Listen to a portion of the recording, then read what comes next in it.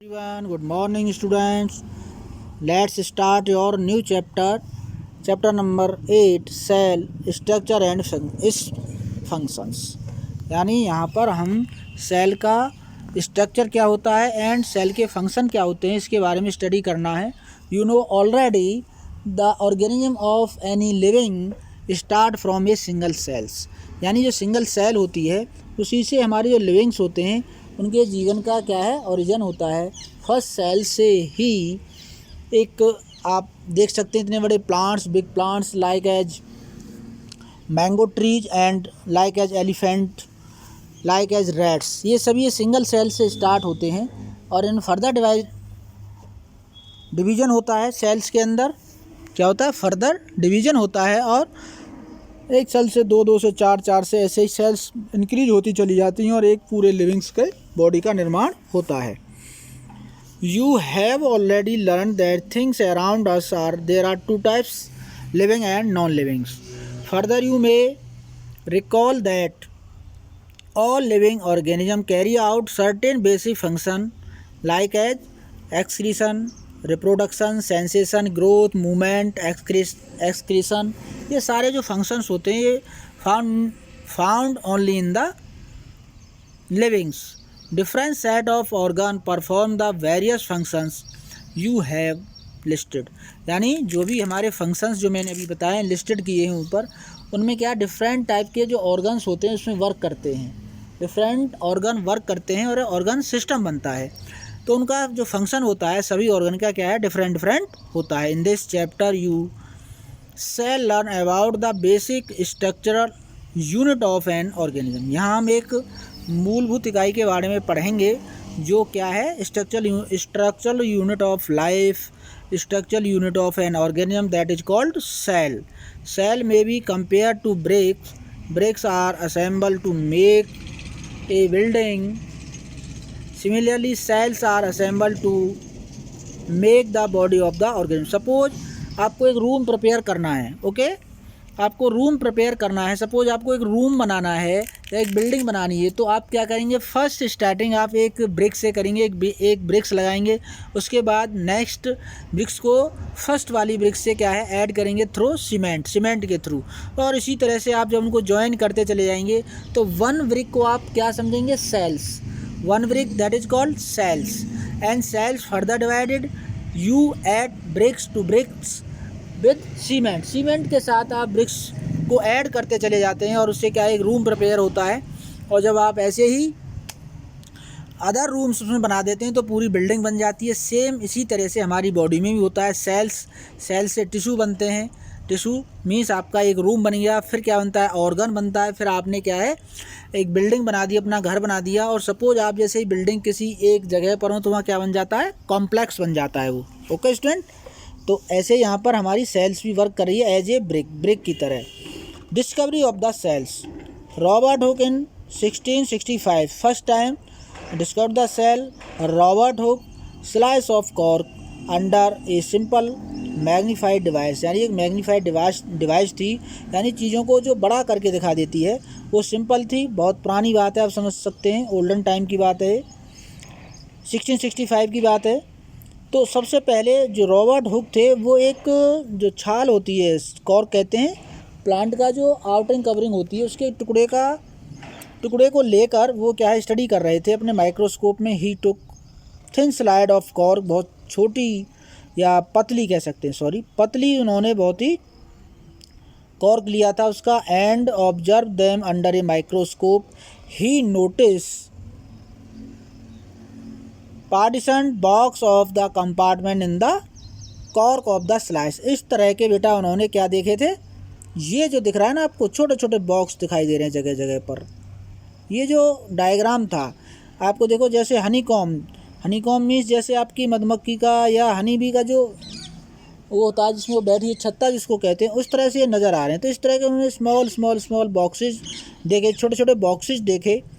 इन्हीं को उन्हें नाम दिया था सेल. क्या नाम दिया गया? Cell. Also notice that one box was separated from the other by the wall और ए पार्टीशन. सपोज मैंने जो भी बताया जो आपकी ब्रिक्स है, हम इस पूरे चैप्टर में ब्रिक्स का एग्जाम्पल लेकर चलेंगे जिससे आपको अच्छी तरह से समझ में आ जाएगा। तो एक ब्रिक्स जब हमारी जॉइंट होती है अदर या एनोदर ब्रिक्स से, तो उसमें क्या हम सीमेंट का यूज करते हैं इसको जॉइन करने के लिए। तो यहाँ किससे थे, एक वॉल से या पार्टीशन से, एक सेल दूसरी सेल से अलग थी। Hooke coin the term cells, Hooke ने इनका नाम क्या दिया, सेल दिया। फॉर ईच बॉक्स, जो उनको बॉक्स से दिखाई दे रहे थे और जो एक वॉल के थ्रू आपस में जॉइन थे, उन्होंने इस बॉक्स को क्या नाम दिया बेटा, इस बॉक्स को नाम दिया उन्होंने cell.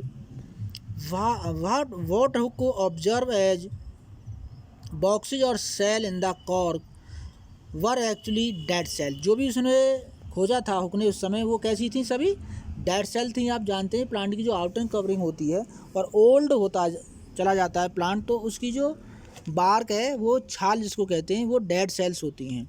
Sales of the living organism could be observe only after the discovery of the improved microscope, यानी हम लिविंग सेल्स को केवल देख सकते हैं, कब देखा गया उनको अच्छी तरह से, जब एडवांस माइक्रोस्कोप का, इम्प्रूव्ड माइक्रोस्कोप का आविष्कार हुआ। Very little was known about the cell for the next 150 years, यानी जब रॉबर्ट हुक साहब ने खोजी थी, सेल्स को बताया था, तो उसके 150 सालों बाद तक किसी ने इसके बारे में खोजने की कोशिश नहीं की, और जो उन्होंने जो बात बताई वही 150 साल तक चलती रहीं, किसी का ध्यान इस सेल्स की तरफ नहीं गया।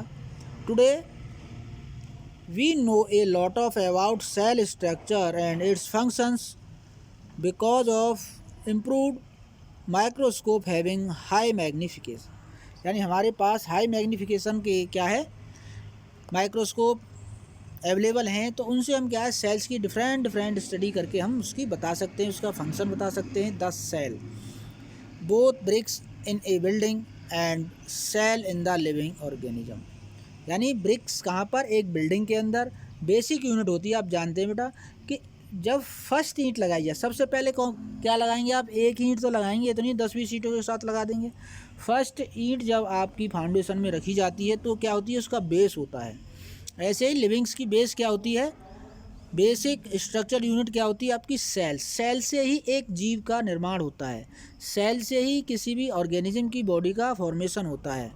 The buildings through bull of similar bricks, जैसे हमारी एक बिल्डिंग का निर्माण हो जाता है, हम उसमें सेम टाइप की ईंटों का यूज करते हैं। हैव डिफरेंट डिज़ाइन, लेकिन डिज़ाइन उनकी क्या है, डिफरेंट हो सकती है।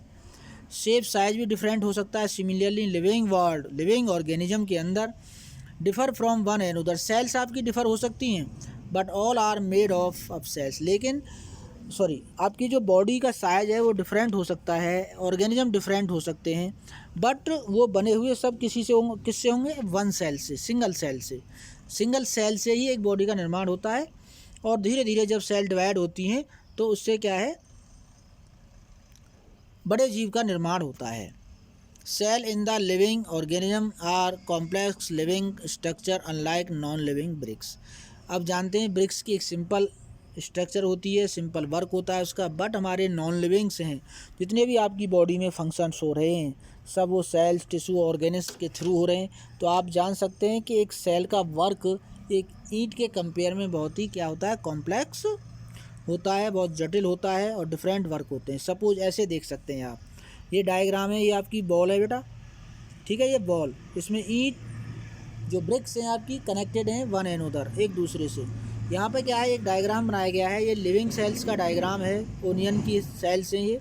जब आप ओनियन पील को माइक्रोस्कोप के नीचे रखेंगे स्लाइड्स के ऊपर और उस पर एक ड्रॉप वाटर डालेंगे और आयोडीन या कोई भी आप डाई लगा सकते हैं, जिससे उसका coloured cytoplasm, nucleus, cell wall उसकी कलर ले लेती हैं, जिससे आपको आसानी से विजुअल होगा ये। तो ये दोनों डायग्राम आपको शो कर रहे हैं कि कैसे जो आपकी वन सेल, यानी ये यहाँ से यहाँ तक क्या है, वन सेल, ये सेकंड सेल इससे जुड़ी हुई है। तो आपको जो लाइन दिखाई दे रही है ये क्या है, इसकी सेल वॉल, और आपकी जो ब्रिक्स है वो किससे ऐड हो रही है, सीमेंट से। The egg of an hen represent a single cell, जितने भी एग्स होते हैं बर्ड्स के वो क्या होती हैं, सिंगल सेल होते हैं। नेक्स्ट वीडियो में कवर करेंगे हम। Organism show variety in cell number, shape and size, यानी जो ऑर्गेनिज्म होते हैं उनमें वैरायटी पाई जाती है, उनकी सेल्स में साइज उनका अलग होता है, डिफरेंट होता है, और शेप भी उनकी डिफरेंट होती है। ओके।